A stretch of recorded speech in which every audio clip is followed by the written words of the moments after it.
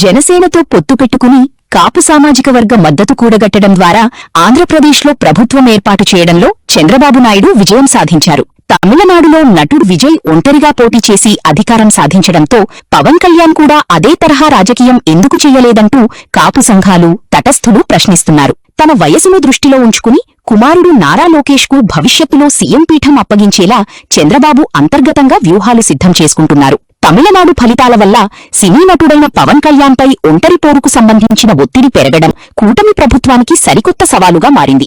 జనసేనలో మొదలైన ఈ అలజడి కూటమికి మైనస్ కాకుండా ఉండేందుకు పవన్ కళ్యాణ్ ఎదుర్కొంటున్న ఈ ఇబ్బందులను ఎలా అధిగమించాలనే దానిపై చంద్రబాబు సీనియర్ మంత్రులతో చర్చిస్తున్నారు.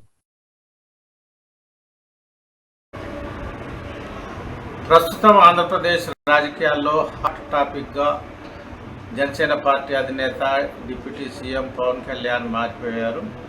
ముఖ్యంగా ఒక విధంగా చెప్పాలి అంటే పవన్ కళ్యాణ్పై ముప్పేట దాడి ప్రారంభమైందనే చెప్పవచ్చు. ఇంట బయట ఇలాంటి విమర్శలు ఎదుర్కొంటున్న ఏకైక నేత కూడా పవన్ కళ్యాణ్ కావడమే తెలుగు రాష్ట్రాల్లో కావడం ఒక విశేషమనే చెప్పవచ్చు. స్థిరమైన అభిప్రాయాలు లేకపోవడం, ఒక స్టాండర్డ్ రాజకీయపరమైన సామాజిక పరమైన నిర్ణయాలు తీసుకోకపోవడం కూడా పవన్ కళ్యాణ్కు మైనస్గా మారే అభిప్రాయం అయితే సర్వత్రా నెలకొంది. ఈ నేపథ్యంలోనే పవన్ కళ్యాణ్ ఎపిసోడ్ అంటే తెలుగుదేశం నాయకత్వంలోని కూటమి ప్రభుత్వానికి వెన్నెముకగా జనసేన పార్టీ ఉంది అని అయితే ఇక్కడ గట్టిగా చెప్పవచ్చు. జనసేన పార్టీ అత్యంత క్రియాశీలకమైన మద్దతు ఉండడం వల్లనే, కూటమిలో భాగస్వామిగా ఉండడం వల్లనే తెలుగుదేశం పార్టీకి రెండు విధాల లబ్ధి చేకూరిందనే చెప్పవచ్చు. ఒకటి, భారత ప్రధానమంత్రికి భారతీయ జనతా పార్టీకి చాలా సన్నిహితంగా పవన్ కళ్యాణ్ ఉండడం కూడా టీడీపీకి కలిసి వచ్చిందని చెప్పవచ్చు. మరోవైపు పవన్ కళ్యాణ్ సామాజిక వర్గం కాపు కావడంతో ఆ విధంగా కూడా టీడీపీకి వ్యతిరేకంగా ఉన్న కాపులు కూడా జనసేన రూపంలో ఇటు ఓటింగ్ ప్యాటర్న్ రూపంలో కూడా కలిసి వచ్చిందని చెప్పవచ్చు. ఇలాంటి తరుణంలో జనసేన పార్టీలో ముసలం ప్రారంభమవుతున్న క్రమంలోనే తెలుగుదేశం పార్టీలో కూడా అంతర్మదనం మొదలైందని చెప్పవచ్చు. దీనికి సంబంధించి అంతర్గతంగా చర్చ కూడా జరుగుతున్నదని తాజా పరిణామాలను బట్టి తెలుస్తుంది. ఈ విషయంలో కూటమి ప్రభుత్వ అధినేత చంద్రబాబు నాయుడు తన సహచరుడు పవన్ కళ్యాణ్ ఎదుర్కొంటున్న రాజకీయపరమైన విమర్శల దాడి నేపథ్యంలో ఎలా కాపాడాలి, ఏ విధంగా ఈ పరిణామాలని విశ్లేషించాలి, కూటమికి ఏమన్నా నష్టమా అనే రీతిలో కూడా అంతర్గతంగా చర్చించినట్టుగా తెలుస్తుంది. తనకు అత్యంత ముఖ్యమైన సీనియర్ నేతలు మరియు అదేవిధంగా సీనియర్ మంత్రులతో కూడా చంద్రబాబు నాయుడు ఈ విషయమై చర్చించారని తెలుస్తుంది. ప్రత్యేకించి రాజకీయపరమైన ఎదురుదాడులను తట్టుకోవచ్చు, కానీ పవన్ కళ్యాణ్ సొంత సామాజిక వర్గం కాపు సామాజిక వర్గం నుంచి వస్తున్న విమర్శల్ని ఎదుర్కోవడం అంటే అది ఇదివరకే చంద్రబాబు నాయుడు కూడా చేదు అనుభవాల్ని మిగిల్చింది. గతంలో టీడీపీ ప్రభుత్వం అధికారంలో ఉన్న నేపథ్యంలో హోంమంత్రిగా కోడెల శివప్రసాద్ ఉన్నప్పుడు, ముఖ్యమంత్రిగా ఎన్టీ రామారావు ఉన్నప్పుడు టీడీపీలో చంద్రబాబు నాయుడు క్రియాశీలకంగా ఉన్న తరుణంలో వంగవీటి మోహన రంగ విజయవాడలో దీక్షలో ఉన్నప్పుడు దారుణ హత్యకు గురైన నేపథ్యంలో అనంతరం ఎదురైన సంఘటనలు చంద్రబాబుకు బాగా తెలుసు. దీంతో దిద్దుబాటు చర్యలకు దిగుతున్న క్రమంలోనే ఆయన జనసేన పార్టీకి అంటే ముఖ్యంగా కాపులను ప్రసన్నం చేసుకునే దిశగా ఆయన అనేక ప్రయత్నాలు చేసినప్పటికీ వంగవీటి మోహన్ రంగా కొడుకున్న వంగవీటి రాధాను దగ్గరకు తీసుకున్నప్పటికీ కూడా చంద్రబాబు నాయుడు సఫలీకృతం కాలేకపోయారనే చర్చ ఉంది. ఈ క్రమంలోనే జనసేన పార్టీ పవన్ కళ్యాణ్ను ఎప్పుడైతే మద్దతు లభించిందో, ఎప్పుడైతే చంద్రబాబు నాయుడును జగన్మోహన్ రెడ్డి ప్రభుత్వం రాజమండ్రి జైల్లో పెట్టిందో అప్పటి నుంచి ఇటు పవన్ కళ్యాణ్ చంద్రబాబు మధ్య సాన్నిహిత్యం పెరిగిందని చెప్పవచ్చు. ఇది ఒక విధంగా అందివేసిన ఒక మంచి సువర్ణ అవకాశాన్ని అయితే క్యాచ్ చేసుకునే దిశగా చంద్రబాబు నాయుడు పావులుగా అయిపోయారు. గత ఎన్నికల్లో కూటమి పేరుతో రాజకీయ లబ్ధి పొందారని చెప్పవచ్చు. ఇలాంటి అత్యంత కీలక మద్దతుదారైన పవన్ కళ్యాణ్ రాజకీయ పరంగా ఇబ్బందులు ఎదుర్కొంటున్న తరుణంలో కాపాడవచ్చు, కానీ తన సొంత కులం నుంచి ఎదుర్కొన్న విమర్శల దాడిని ఎదుర్కోవడంలో పవన్ కళ్యాణ్కు ఏ విధంగా సహాయపడతారనే విషయంలో కూడా ఆలోచించాల్సిన తరుణం ఆసన్నమైంది. వాస్తవానికి చంద్రబాబు నాయుడు అపర చాణక్య రీతిని ప్రదర్శించే భారతదేశంలోని నాయకుల్లో ఒకటిగా చెప్పవచ్చు.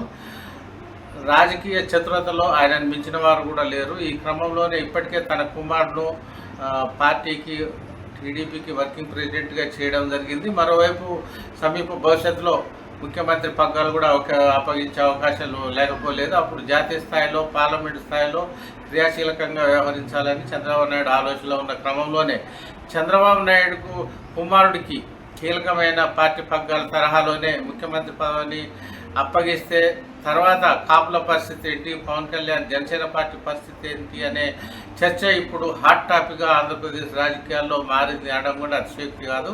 ఈ క్రమంలోనే ఈ చక్రబంధం నుంచి బయటపడేందుకు పవన్ కళ్యాణ్ అయితే రాజకీయ పరంగా ఉక్కిరిబిక్కిరి అవుతున్నారని చెప్పవచ్చు.